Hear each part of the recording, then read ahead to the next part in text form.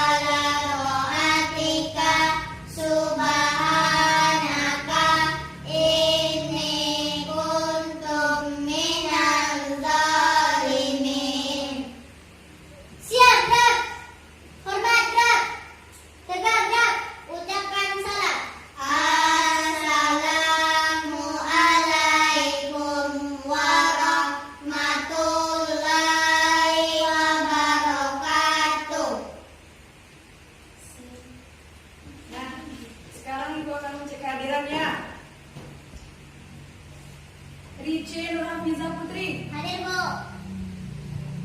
Nashila Karina Munama. Hadir, Bu. Srifo Amanda Utari. Hadir, Bu. Nah, sekarang apa materi kita? Tentang apa materi kita? Ayo. Suhu dan kalor. Bagus. Suhu dan kalor. Siapa yang tahu di sini apa pengertian suhu? Coba bisa. Suhu adalah besaran yang menyatakan derajat panas suatu benda. Alat untuk mengukur suhu disebut termometer. Ya. Kalau kalor, coba dong. Nah, coba. Kalor adalah salah satu bentuk energi, yaitu energi panas. Kalor panas adalah salah satu bentuk energi yang berpindah dari satu benda ke benda lain karena perbedaan suhu. Nah, bagus. Itu materi kita tentang suhu dan kalor.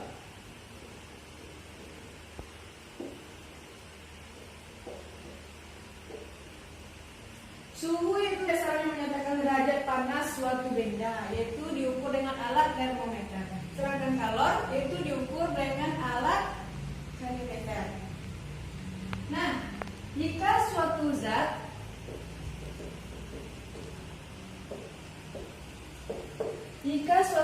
menyerap panas atau kalor, maka suhu akan naik. Itu seperti gambar di bawah ini. Misalkan di sini yaitu derajat Celcius. Nah, suhunya bakalan naik. Dan jika suatu zat melepas, maka suhu akan turun.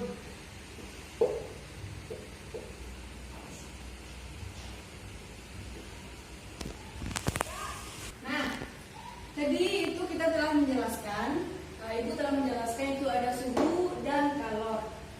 Nah, siapa yang tahu di sini apa sumber energi yang besar? Matahari. Coba jelaskan apa manfaatnya. Matahari merupakan sumber energi panas utama untuk bumi sehingga membuat suhu di bumi menjadi hangat. Matahari dapat menghasilkan panas sendiri dari reaksi fusi nuklir yang terjadi di dalamnya. Coba sebutkan apa manfaatnya. Panas matahari banyak digunakan oleh orang untuk menjemur pakaian, proses pembuatan garam, mengerikan ikan asin ataupun kerupuk sebelum digoreng. Ya, betul. Matahari ini sangat berguna bagi manusia maupun makhluk hidup. Nah, contohnya apa saja tadi? Yaitu untuk menjemur pakaian. Bagus. Proses pembuatan garam. Mengalirkan ikan asin atau kerupuk sebelum digoreng. Nah, bagus. Nah, badan kita itu yaitu mengandung suhu yang panas ataupun kalor. Jadi bagaimana caranya seseorang tersebut mempraktekkan kalau tubuhnya itu bisa panas? Siapa yang tahu? Ada yang tahu? Nah, itu caranya biasanya kalau anak kecil sering main kan meletakkan tangannya, kedua telapak tangannya di gini. Dia terus menggosokkan tangannya sampai terasa hangat. Jika sudah terasa hangat, tangan ini akan ditempelkannya di pipi.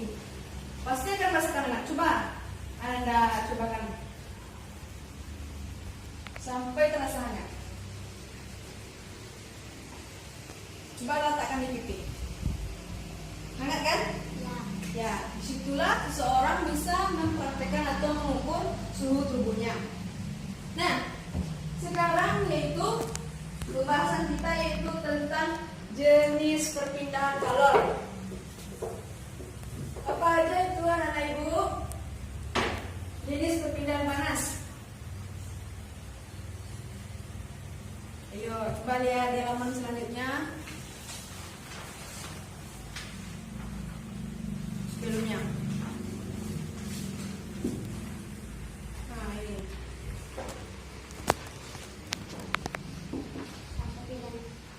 Ya. Jenis pengantar panas. Salah ibu. Jenis pengantar panas itu ada konduktor dan isolator. Di sini. Lihat elemen konduktor.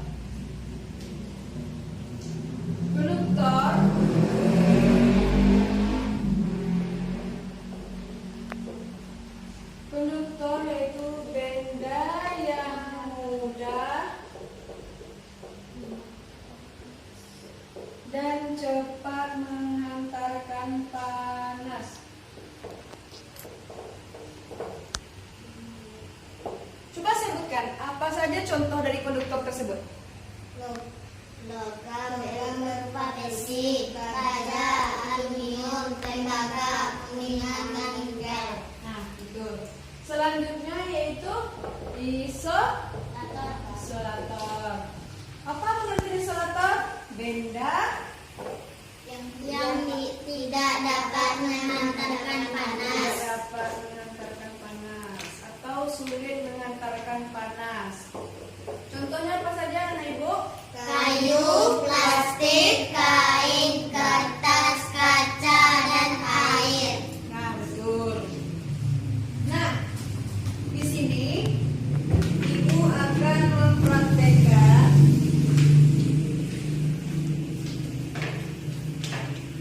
yaitu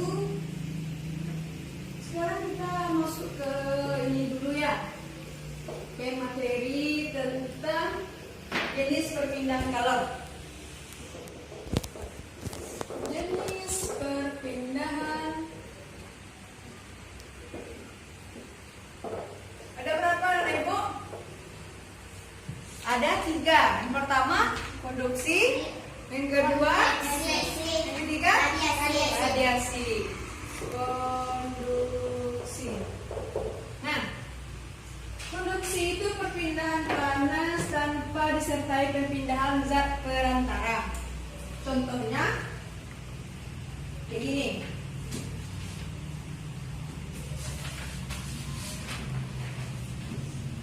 Apakah Anda melihatnya? Melihat gambar ini? Ada gambar api, logam, dan tangannya kan? Nah, dari kan yang terbakar hanya ujungnya saja. Cuman kalau dari logam ini, maka walaupun hanya sedikit yang terbakar, tapi akan terasa sampai ke ujungnya. Panasnya akan terasa sampai ke ujung. Nah, contoh lainnya itu apa saja yang Anda ketahui?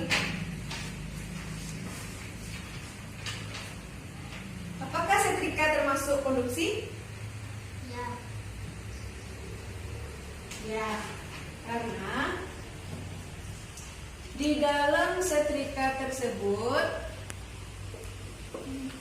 mengandung konduktor. Karena termasuk dicolokkan ke listrik, maka akan mengandung panas atau hawa yang panas. Nah, selanjutnya yaitu apa tadi? Konveksi. Konveksi. Apa aja contohnya?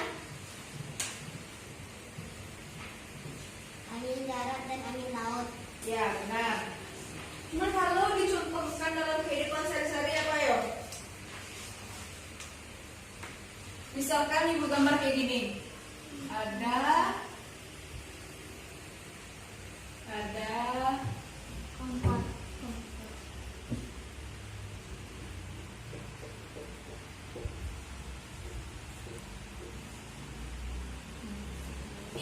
Nah, jika ini, apakah ini termasuk konveksi? Iya. Kenapa dikatakan konveksi? Karena konveksi yaitu perpindahan panas disertai perpindahan zat perantara. Yaitu zat perantaranya ikut berpindah namun terjadi pada zat cair dan gas. Nah, jika kita perhatikan, kalau akan terjadi ketika kita akan melakukan pemanasan atau ketika airnya sudah panas, maka yang bagian atas ini air akan makin panas, air akan naik.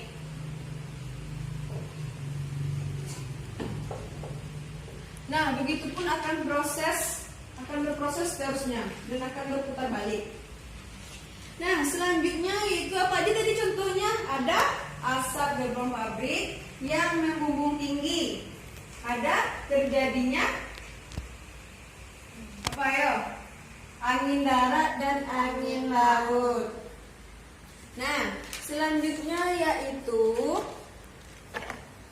tentang apa lagi yang ketiganya? Radiasi. Apakah Anda Ibu pernah mendengar radiasi? Pernah. Ayo, coba apa itu radiasi? Siapa yang bisa? Info? Perpindahan kalor tanpa mengeluarkan zat perantara. Nah, betul. Contohnya, misalkan ini matahari. Matahari ini sangat berguna bagi makhluk hidup dan atau manusia. Nah, contohnya saja, yaitu bisa digunakan untuk orang menjamur pakaian, benar. Nah, kalau ketika seseorang menjemur pakaian tersebut, apa yang terjadi? Jika matahari tersebut kan panas ya. Kalau panas tersebut, apakah kainnya akan kering? Atau apa yang terjadi? Kainnya akan kering. Ya. Kalau kita keluar ketika mataharinya panas, ngejreng, apa yang terjadi? Badan kita akan berkeringat. betul, badan kita akan hangat ataupun panas. Nah, mungkin itu materi kita hari ini. Siapa di sini yang bisa menjelaskan apa yang Ibu jelaskan tadi? Siapa yang bisa? Cuma baca aja, baca materinya. Nah, coba Ibu jawab. Pengertian suhu dan kalor, perbedaan suhu dan kalor, jenisnya, dan lainnya. Coba ke depan Ibu.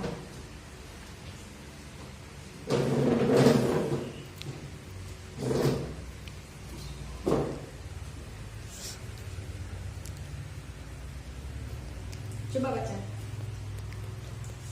Suhu adalah besaran yang menyatakan derajat panas suatu benda. Alat ukuran mengukur suhu disebut termometer.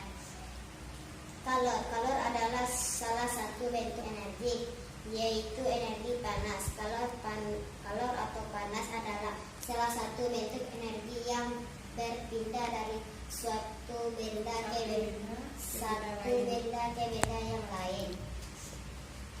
Karena perubahan suhu, alat untuk mengukur kalori disebut kalorimeter.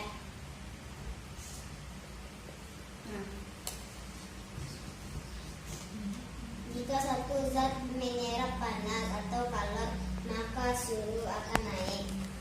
Jika suatu zat melepaskan panas kalor, maka suhu akan turun. ya baik. Terima kasih kepada Ibu. Siapa selanjutnya yang bisa menyimpulkan? Bisa?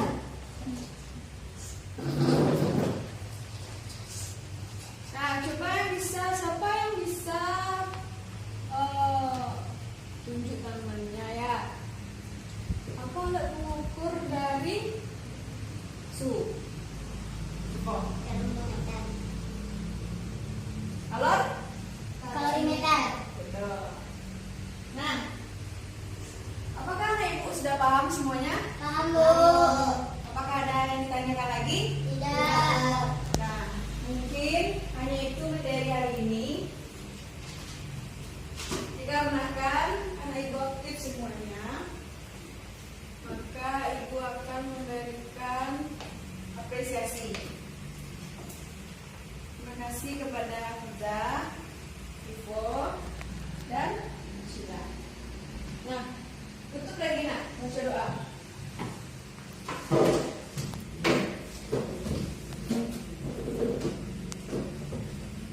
Siap, Dok. Mari kita bersyukur.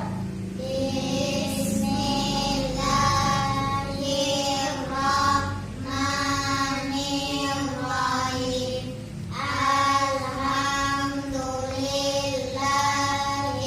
Alhamdulillahirabbil alamin.